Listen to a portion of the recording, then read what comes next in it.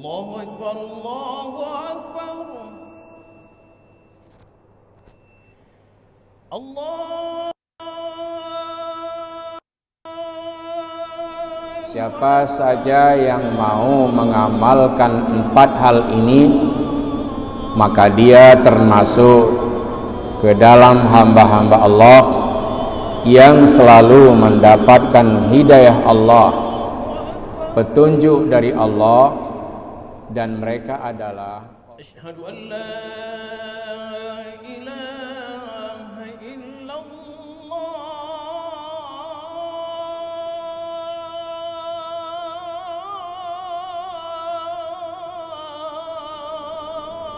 Assalamualaikum warahmatullahi wabarakatuh.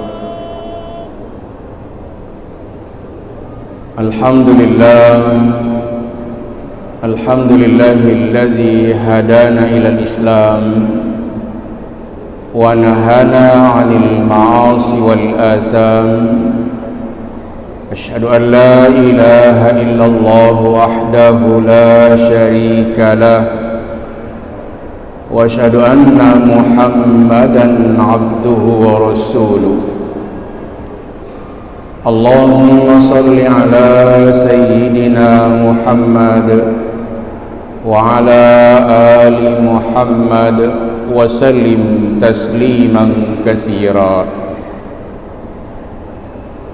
Amma ba'du, fa ya ayyuhal hadirun wal hadirat rahimakumullah, usikum wa nafsi bis sabri was salat. Innallaha ma'as sabirin. Wa qala Allah ta'ala fil Qur'anil Karim, a'udzu billahi minasy syaithanir rajim. Bismillahirrahmanirrahim. Wa man yuti'illaha wa rasulahu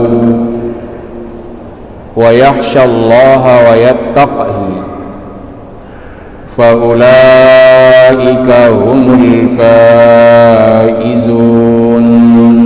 Sadaqallahul azim.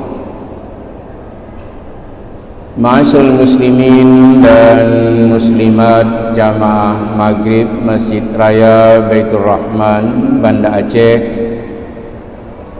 pendengar Radio Republik Indonesia, pendengar Radio Baitur Rahman, pendengar Radio Serambi FM, pendengar radio-radio swasta lainnya yang ikut dan turut menyiarkan halqah maghrib di Masjid Raya Baitur Rahman, Banda Aceh yang kita cintai ini, dan seluruh jamaah ofisial pemirsa TV Masjid Raya Baitur Rahman, Banda Aceh, di mana saja berada yang dirahmati Allah. Kita mulai pengajian dan kajian kita. Setiap saatnya kita memuji Allah, Allahul Wahidul Qahhar, Allah yang Maha Esa, Allah yang Maha Perkasa, Allahu Rabbul Alamin, Allah Tuhan pemilik alam. Allahu na'budu wa lahu nasta'in, Allah yang kita sembah dan Allah tempat kita memohon pertolongan dan perlindungan. Selawat dan salam kepada junjungan alam Nabiullah wa Rasulullah Muhammad sallallahu alaihi wasallam, yang telah diutus oleh Allah untuk menyampaikan dakwah dan risalah, li'la'i kalimatillahi hiyal ulya, untuk menegakkan kalimah Allah yang suci dan terpuji, agar manusia bisa keluar dari alam kemusyrikan, alam kekafiran menuju iman dan takwa, dari alam kebodohan kepada alam yang berilmu pengetahuan, dari alam yang sesat menuju petunjuk dan hidayah Allah Azza wa Jalla. Ma'asyiral muslimin dan muslimat beserta seluruh jamaah pendengar dan pemirsa di mana saja berada yang dirahmati Allah. Malam ini kita akan melanjutkan pengajian kita tentang tafsir ayat-ayat tentang akhlak dan ilmu akhlak yang diterangkan oleh Allah di dalam wahyu-wahyu Allah, ayat-ayat suci Al-Quran yang telah diwahyukan atau diturunkan kepada Nabi Muhammad sallallahu alaihi wasallam. Malam ini insyaallah kita akan melanjutkan ke surah An-Nur ayat 52. Allah subhanahu wa ta'ala menerangkan di dalam Al-Quran surah An-Nur ayat 52 ini. Allah memberitahu yang sebelumnya Allah ceritakan tentang sifat-sifat orang munafik, sifat-sifat orang fasik yang selalu berbeda antara perkataan dengan perbuatannya, dan dia selalu mengingkari Allah subhanahu wa ta'ala secara sembunyi-sembunyi, dan apa saja yang mereka lakukan diketahui oleh Allah subhanahu wa ta'ala yang maha alim, yang maha mendengar, yang maha melihat, yaitu Allah Azza wa Jalla. Allah subhanahu wa ta'ala berfirman, wa may yuti'illaha wa rasulahu wa yakhshallaha wa yattaqhi fa ulaika humul faizun. Nah, di ayat ini ada 4 hal yang diperintahkan oleh Allah subhanahu wa ta'ala. Siapa saja yang mau mengamalkan 4 hal ini, maka dia termasuk ke dalam hamba-hamba Allah yang selalu mendapatkan hidayah Allah, petunjuk dari Allah, dan mereka adalah orang-orang yang sukses baik di dunia maupun di akhirat nanti.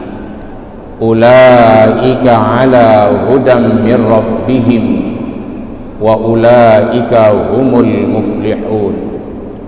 Mereka adalah orang-orang yang senantiasa berada dalam garis petunjuk dan hidayah Allah, dan mereka adalah orang-orang yang beruntung atau orang-orang yang sukses fid darain, di 2 tempat, yaitu dunia dan akhirat.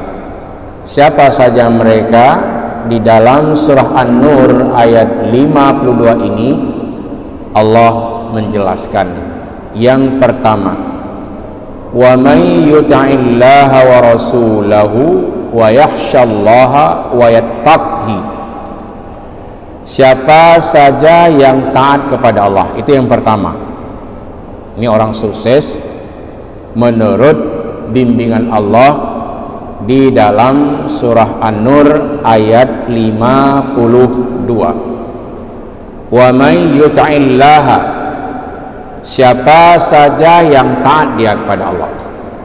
Taat pada Allah, kalau Allah menyuruh kita sholat, kita sholat.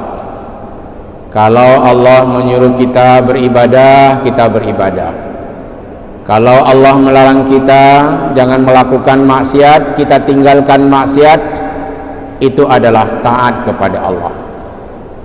Kalau Allah menyuruh kita untuk selalu taat dan patuh kepada Allah, itu adalah hal yang mendatangkan kesuksesan bagi kita sendiri dan keluarga kita menuju ke alam yang beruntung, bukan alam yang rugi. Jadi yang pertama, setiap hamba Allah, setiap makhluk Allah di muka bumi, dia harus yang pertama kalau mau menjadi orang baik, wa may yut'illaha, siapa saja yang mau taat kepada Allah itu orang baik. Disuruh salat dia mau salat, dah baik dia. Maksiat disuruh tinggalkan dia tinggalkan, dah baik dia. Artinya yang menyuruh kita beribadah dan salat Allah, yang melarang kita mendekati maksiat Allah. Maka jangan buat maksiat tapi taat kepada Allah. Itu sudah mendapatkan kemenangan yang paling agung, yaitu taat kepada Allah. Nanti kita akan membacakan surah Al-Ahzab ayat 35 mengenai penjelasan Allah tentang hamba-hambanya yang taat dan patuh kepada Allah Subhanahu wa ta'ala. Di sebelum kita bacakan surah Al-Ahzab yang punya korelasi atau munasabah dengan ayat yang sedang kita bacakan ini, hendaknya kita lanjutkan terlebih dahulu yang keduanya.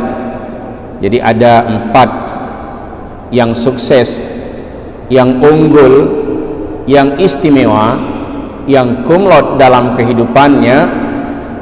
Menurut Al-Quran surah An-Nur ada 4. Yang pertama, taat kepada Allah. Itu kunci awal. Seseorang yang taat kepada Allah, patuh kepada Allah, sami'na wa ata'na atas perintah Allah, itu keunggulan yang paling agung. Artinya kalau ada orang yang unggul di dunia tapi enggak ibadah, itu enggak, itu dianggap orang bodoh. Pintar sekali orangnya, kumlot lulusnya, terpuji di mana saja ujian yang dia ikuti, tapi dia mengabaikan ibadah, itu termasuk orang-orang yang sufaha. Kunur Aceh safeh hana mufum, sikula tinggi, ibadah enggak ada. Itu namanya as-sufaha, kelompok orang-orang bodoh. Karena yang dia lawan itu adalah Allah. Taat dia kepada manusia, rajin belajar untuk menggapai nilai yang tinggi, tetapi untuk menggapai nilai dan derajat yang tinggi di sisi Allah, a'dhamu darajatan 'indallah. Jadi nilai yang paling tinggi harus kita raih dari Allah. Maka sangat senang kita melihat, kalau kita melihat anak yang cerdas, taat kepada Allah, ada pengakuan kita, hebat anak ini. Tapi kalau kita lihat nilainya tinggi, ibadahnya sangat kurang, itu termasuk anak-anak yang bodoh. Maka termasuk siapa saja pejabat yang unggul dalam jabatannya tapi mengabaikan ibadahnya, itu termasuk orang-orang sufaha atau bodoh. Mengapa? Siapa yang dia lawan? Allah yang memberikan kedudukan, yang memberikan kemuliaan, yang memberikan jabatan, yang memberikan derajat dalam kehidupannya, tapi yang dia lawan adalah Allah. Kita sangat sering membacakan ayat innal ladzina yuhadduna Allah wa rasulahu ulaika fil azallin. Sesungguhnya orang-orang yang melawan Allah dan melawan Rasulnya, ulaika fil azallin, mereka adalah makhluk-makhluk yang hina. Jadi bukan orang cerdas. yang disebut oleh Allah orang hina, enggak mungkin ada kecerdasan padanya, kecuali Allah menyebut dia itu humul faizun, mereka adalah orang-orang yang sukses, mereka adalah orang-orang yang beruntung. Jadi kalau kita tidak taat kepada Allah, sama dengan kita lawan setiap perintah Allah. Tidak usah terlalu tinggi contohnya. Untuk orang Islam saja yang enggak salat itu adalah as-sufaha, kelompok makhluk-makhluk bodoh yang hidup di alam ini. Mengapa bodoh? Karena yang dia lawan bukan ayah dan ibunya, tapi dia melawan Allah dan Rasulnya. Bodoh, sufaha.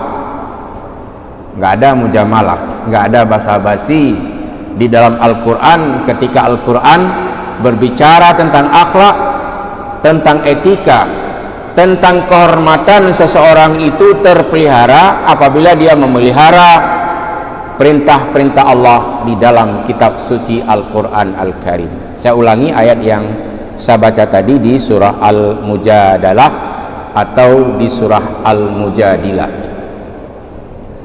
Innal ladzina yuhadduna Allah wa rasulahu ulaika fil azallin.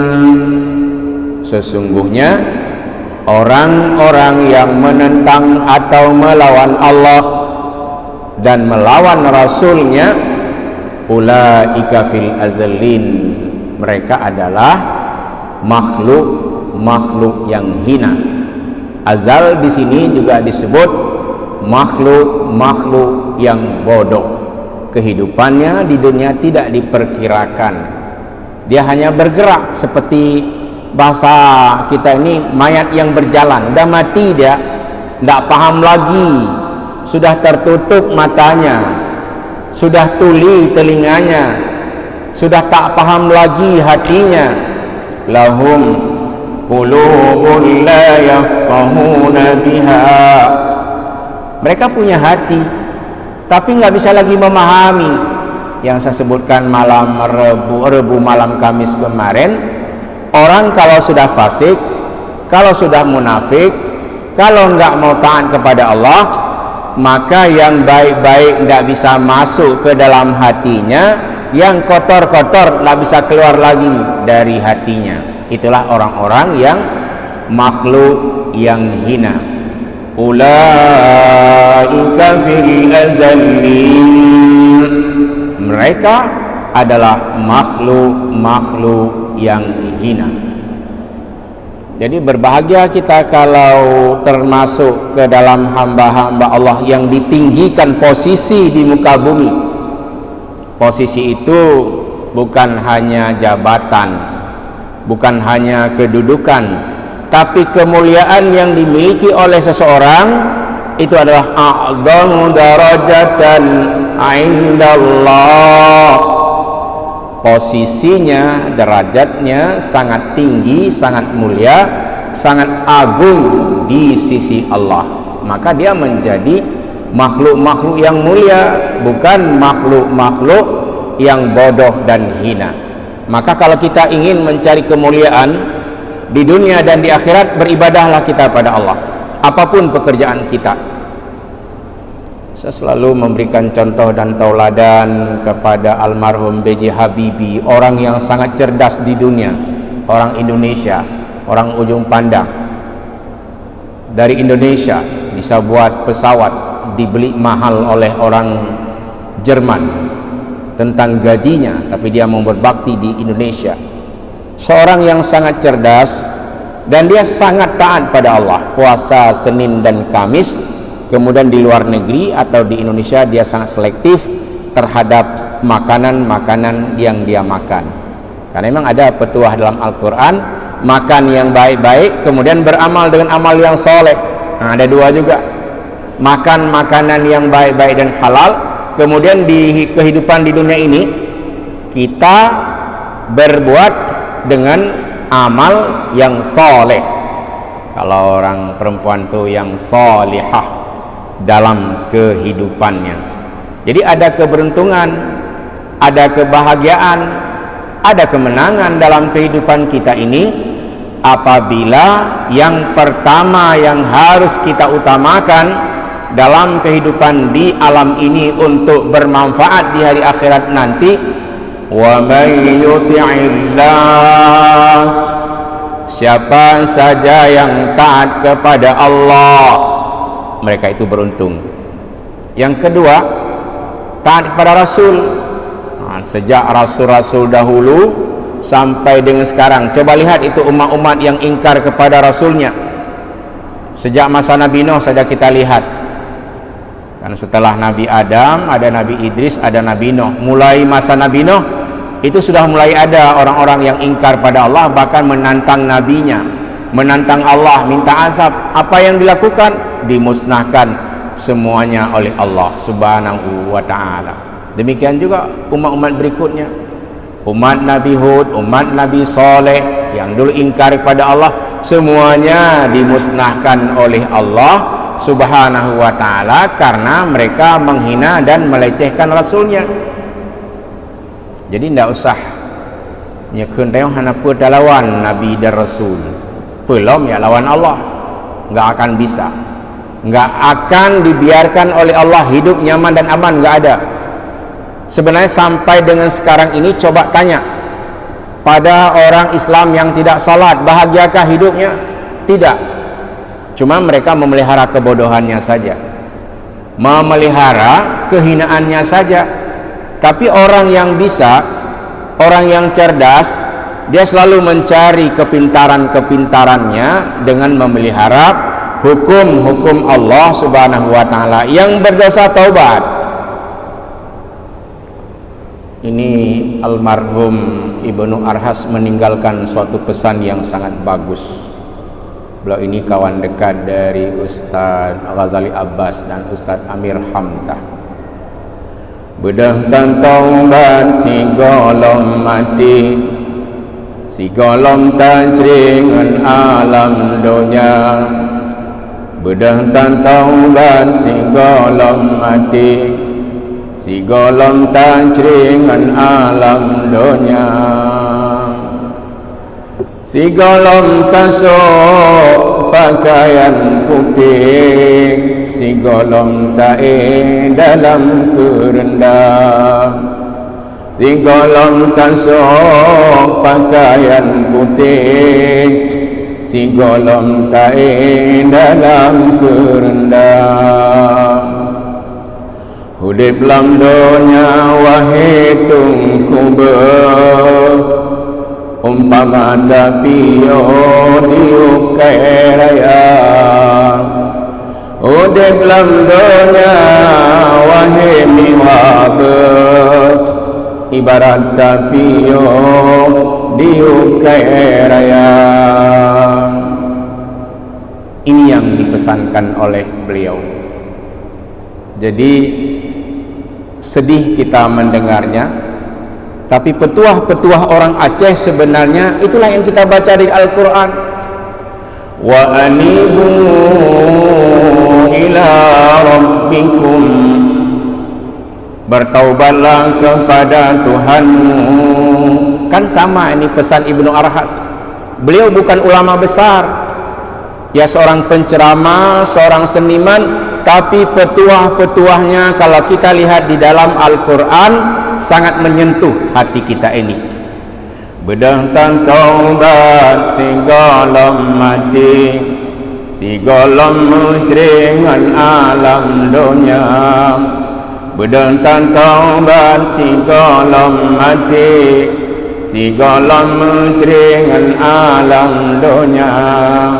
Si golong tasuk pakaian putih, si golong tae dalam kerendah. Si golong tasuk pakaian putih, si golong tae dalam kerendah. Wa anibu ila rabbikum, bertobatlah kepada Tuhan. Ini tiap hari kita mendengar ada orang meninggal. Tadi pagi jam 6 kawan kami Dr. Zaki Fuad Khalil MA, penulis kitab Tafsir Paseh, bersama dengan saya. Ketika kami di Jakarta dulu sempat menulis sebuah buku namanya Tafsir Paseh, dan buku ini sekarang menjadi bahan penelitian baik di tingkat S1 maupun di S2. Waktu itu kami belum selesai doktor, tapi sudah menulis satu tafsir namanya Tafsir Paseh.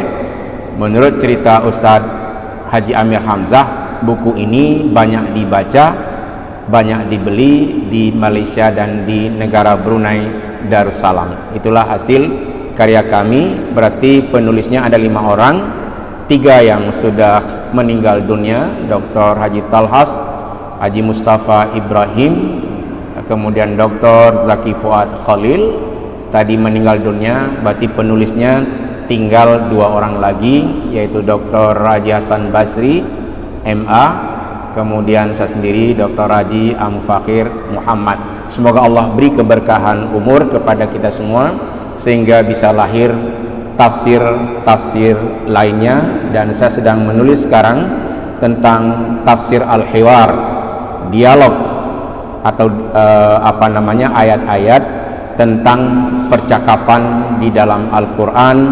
Ada dialog Allah dengan malaikat, ada dialog Allah dengan Nabi dan Rasul, sehingga kita beri nama dengan tafsir al-hiwar. Artinya ayat-ayat dialog yang ada di dalam kitab suci Al-Quran Al-Karim.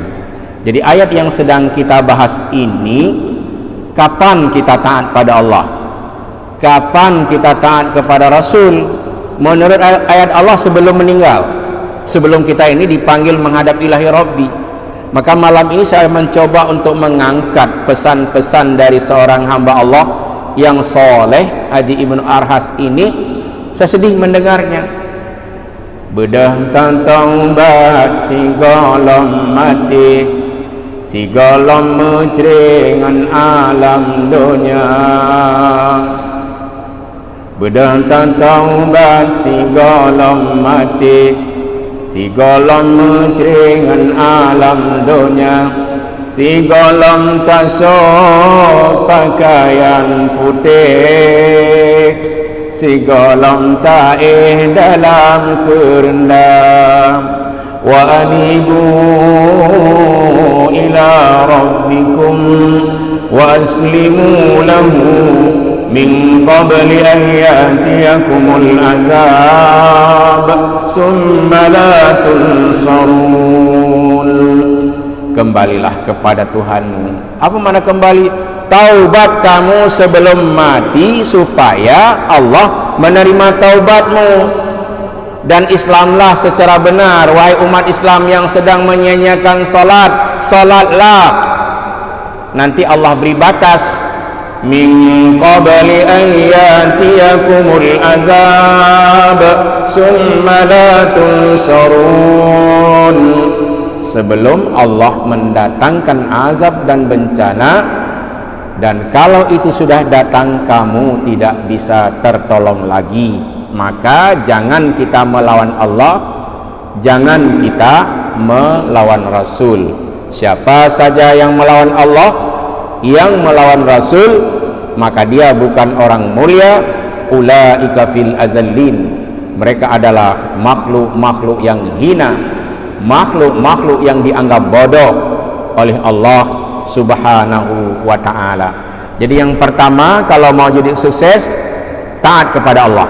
Apa saja perintah Allah, amantu billah wa bima qala Allah. Aku beriman kepada Allah dan beriman kepada semua yang difirmankan oleh Allah. Amantu bir rasul wa bima qala rasul.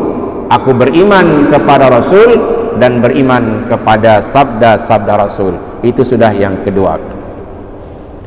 Yang ketiga, setelah taat kepada Allah, taat kepada Rasul, wa yakhshallah, dan takut kepada Allah. Ini makna takut, artinya bukan kita menjauh dengan Allah tapi mendekat. Makna takut ini, ada seseorang mau buat maksiat, tapi kemudian dia ingat ada Allah yang melihatnya. Kan kita pernah membaca di dalam buku sejarah sepanjang abad sejarah Islam, ada seorang abang sepupu jatuh hati kepada adik sepupunya yang perempuan, dibiayai, kalau bahasa kita ini dibiayai uang pendidikan macam-macam, tapi pada suatu hari dia lain hasratnya berkata, nafsunya bergejolak, ingin menggoda dan menzinahi adik sepupunya ini yang sering dibiayai.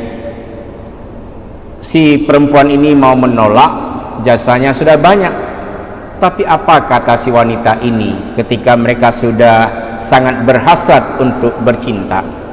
Bang, inni akhafullah rabbul alamin, sesungguhnya aku takut kepada Allah pemilik alam. Allah melihat apa yang akan kita lakukan ini. Lalu si abangnya ini juga taat. Kau takut kepada Allah, mengapa aku tidak? Akhirnya tidak jadi. Nah, ini yang perlu diamalkan oleh anak-anak muda sekarang.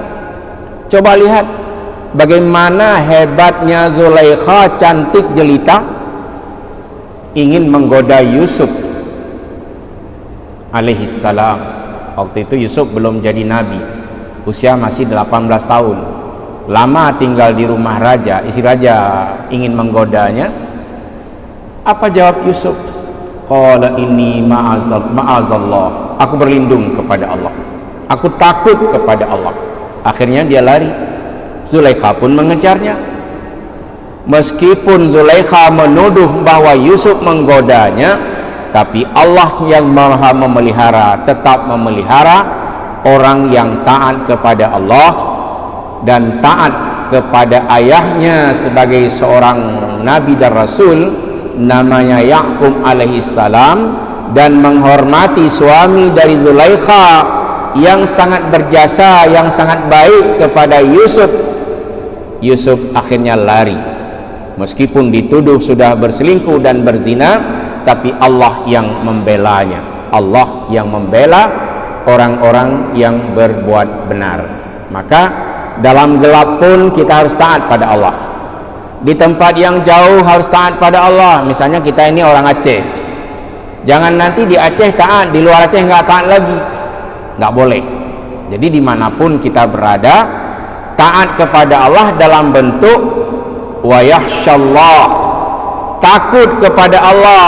Kalau kita beranggapan kan ini tidak ada yang kenal, kan ini tidak ada yang lihat. Wa ainallah, lalu kemana Allah? Bukankah Allah Sami'un Basir, maha mendengar percakapan orang ini dan maha melihat apa yang akan terjadi?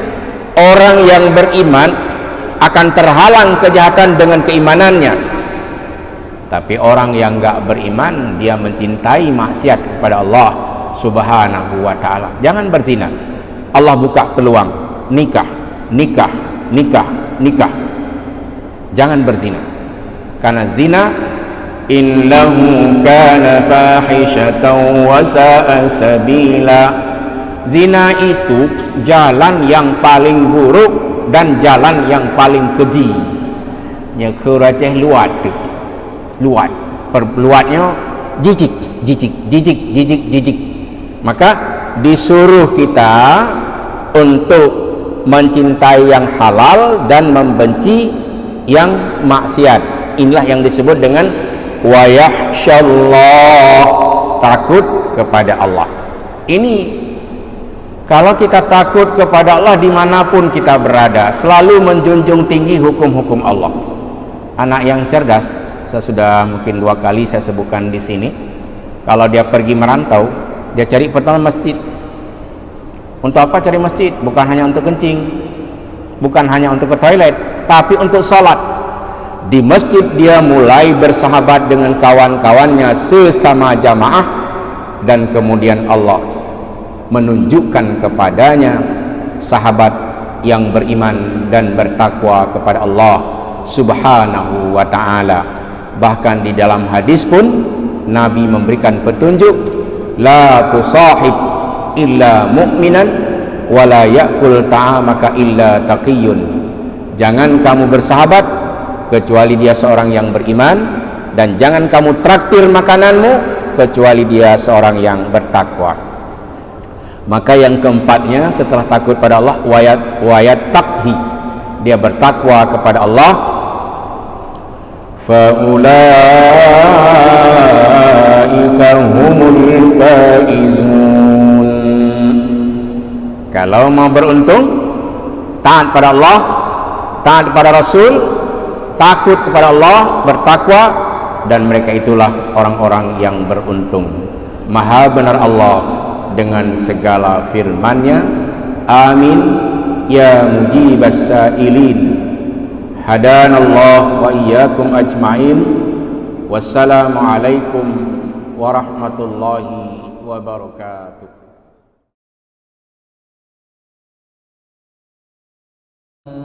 سيدنا محمد النبي الأمي وعلى آله وصحبه وسلم. الله